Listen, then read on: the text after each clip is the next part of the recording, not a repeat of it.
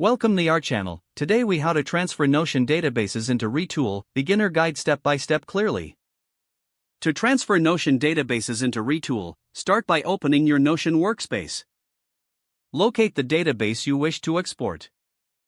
Click on the three dots in the top right corner of your Notion database. Select the export option from the drop-down menu. Choose the format for your export, ideally CSV. Click the Export button to download the CSV file to your computer. Next, open your Retool account. In Retool, create a new application or open an existing one. Navigate to the Resource panel on the left side of the screen. Click on Resources to add a new resource. Select Create a new resource. Choose Postgres or another database type, depending on how you want to import your data.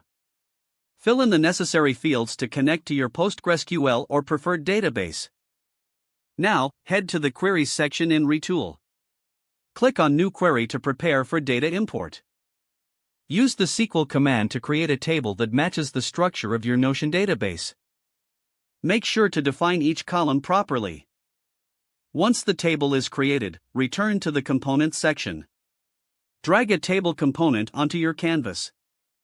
In the right panel, link this table to your database query. Now, go back to your CSV file that you exported from Notion. Open the file using a text editor or spreadsheet software. Verify that your data appears correctly in CSV format.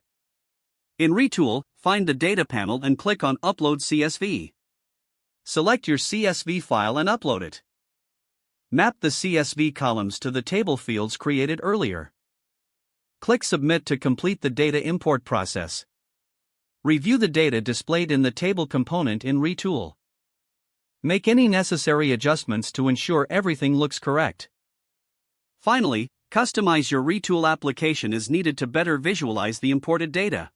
Don't forget to like this video and subscribe to our channel for more step-by-step tech guides.